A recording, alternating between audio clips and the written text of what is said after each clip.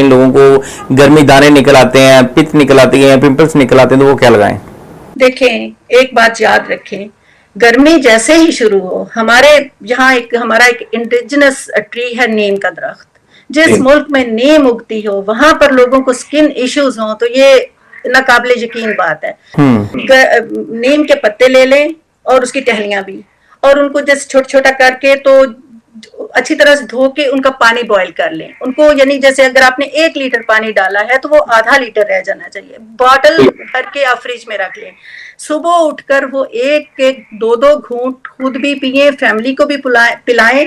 और जब आप शावर ले रहे होते हैं तो उसी की थोड़ा सा 1-2 चम्मच आप लास्ट रिंस में डाल के अगर आप अपनी बॉडी के ऊपर भी वो पानी बहा लें, आपको किसी भी तरह का कोई स्किन इशू नहीं आ सकता। हर तरह का स्किन इशू को वो हील करने के लिए इतनी इफेक्टिव और मुजर्रब है कि शायद मैं एक्सप्लेन भी नहीं कर सकती। बहुत शानदार मैम, ये बहुत अच्छा नुस्खा आपने अज़मुदा ग्रिल टोटका बताया है। डेफिनेटली व्यूअर्स को इसका फायदा होगा।